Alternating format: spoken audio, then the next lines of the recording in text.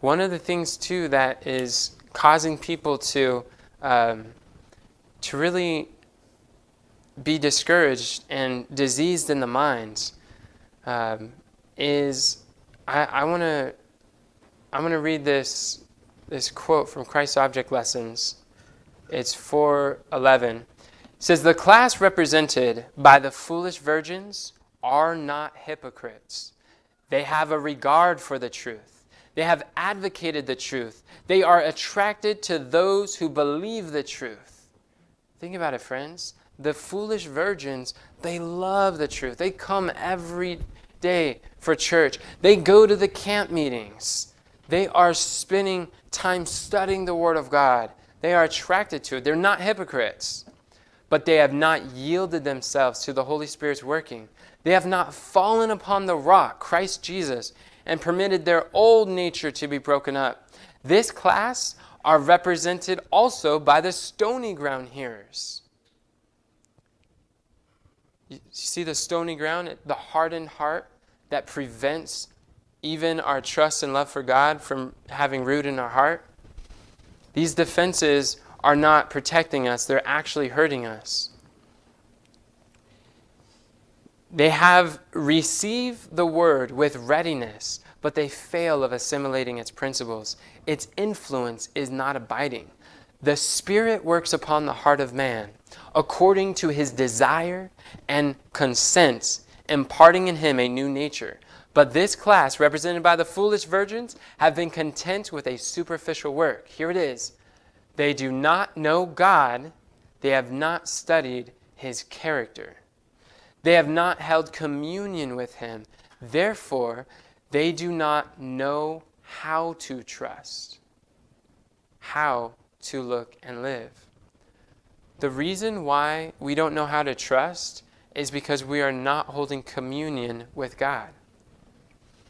And it is our communion with God that is going to make us to give us the security in our identity in Christ. The security knowing that no matter what happens in life, that doesn't have to change me because I know where I stand with God. It's that communion that strengthens you and prepares you for the challenges. But if we don't study God's character, then we won't be able, if we have a misunderstanding of God's character, it's going to affect everything that we do in life. Turn with me to Isaiah 49. Isaiah chapter 49, verse 15. Here's another thing that affects our view on the character of God. Isaiah 49, 15. It says, actually, before we read that, I just want to hold your finger in Isaiah 49. I want to share something from Counsels on Health.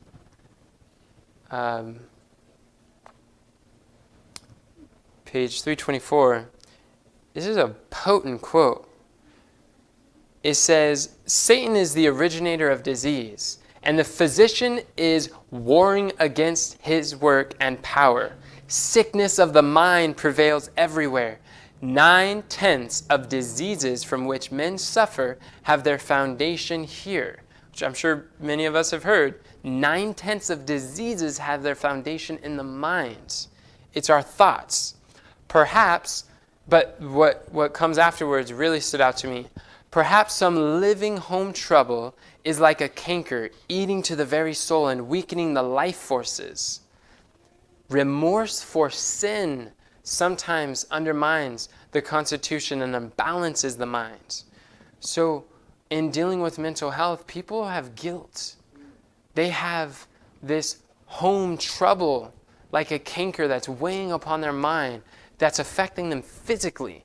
There is a connection between the mind and the body. And if our mind is unsettled, our bodies will be sick. So we have to consider these influences. There are erroneous doctrines also, as that of the eternally burning hell and the endless torments of the wicked.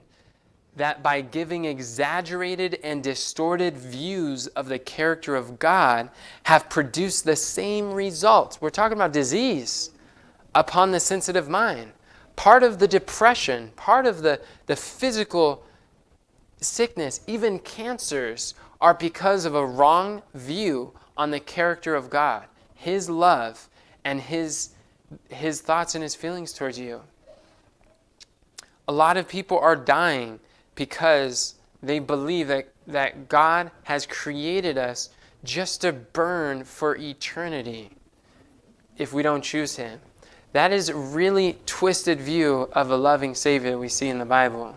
I mean, that sounds a lot more like the character of Satan than of God. But the religion of Christ, so far from being the cause of insanity, is one of the most effectual remedies, for it is a potent soother of the nerves. True religion, visiting the father and the widow in the fatherless and the widow in their affliction. This is an effectual remedy. So I just wanted to point out that the misconceptions of the character of God affects diseased minds and the body. Yes? That was Counsels on Health 3:24. Powerful.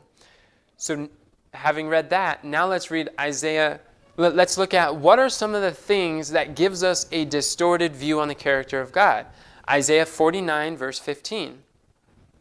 The Bible says in Isaiah 49:15, notice what God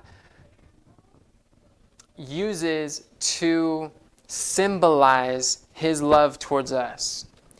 Can a woman forget her suckling child, that they should not have compassion on the son of her womb? Yea, they may forget, yet will I not forget thee. Behold, I have graven thee upon the palms of my hand. Thy walls are continually before me. Our names are written on His hands. But it gives this analogy of a mother forgetting her suckling child, which I find incredible because God has actually put a hormone in mothers that leads them to love their babies. It's this motherly hormone. And for them to forget their own suckling child, it like violates nature. But does it happen? Yeah, it does. But God's saying, look, the mother's love and how deep and paternal that love is, I have a love that's even greater than that. It's an imperfect representation of my love, but it's still a representation. Parents stand in the place of God to their children.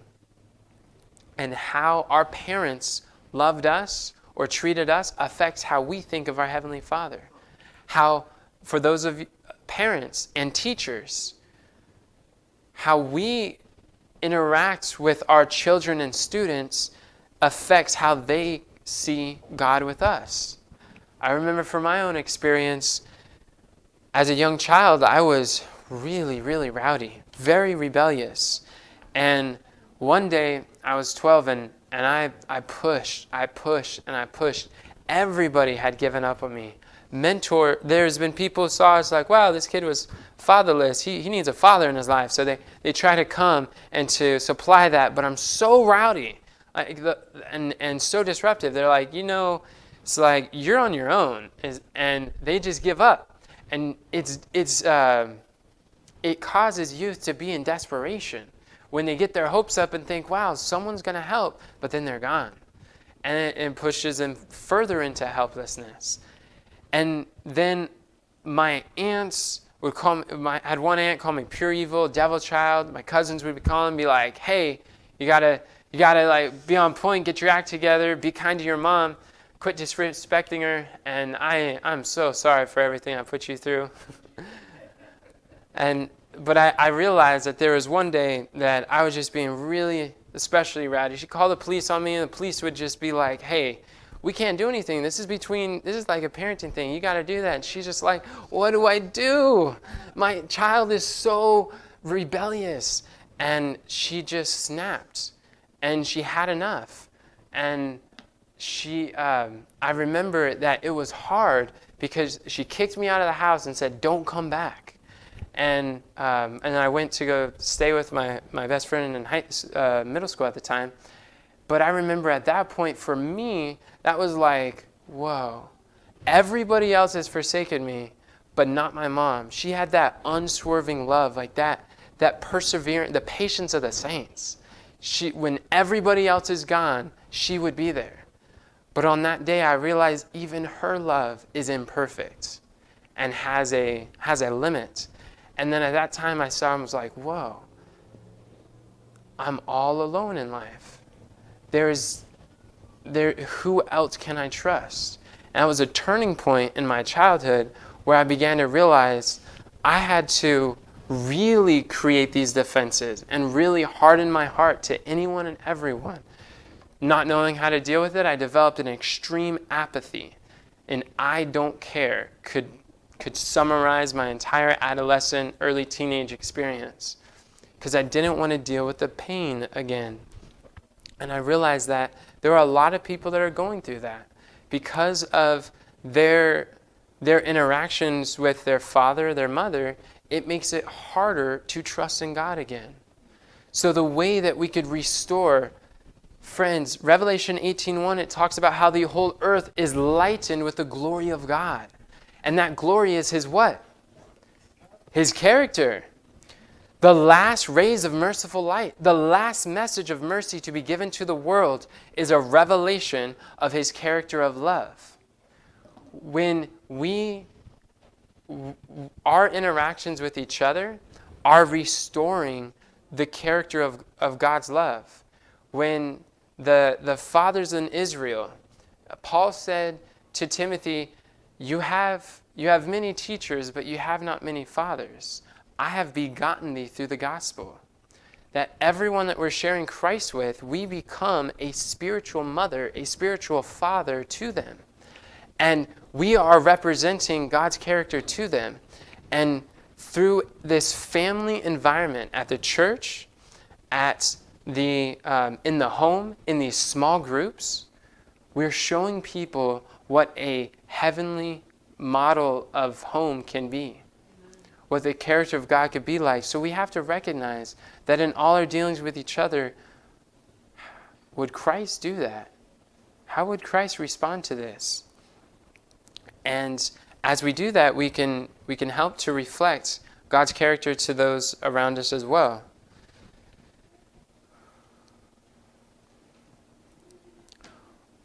One thing I definitely want to encourage that, simply put, we see the world is in pain, and we see that they're hurting.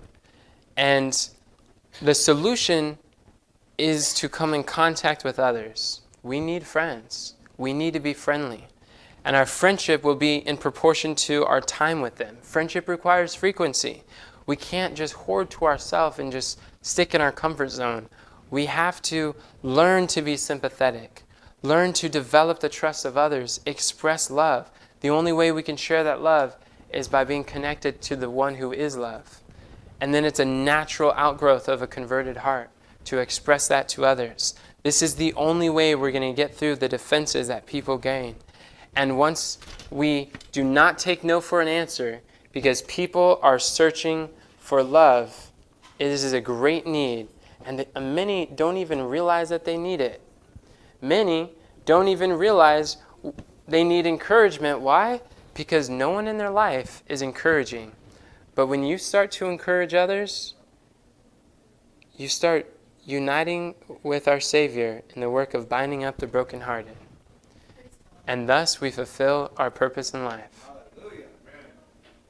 So this is how we can encourage those who are around us. Let us not take no for an answer, friends.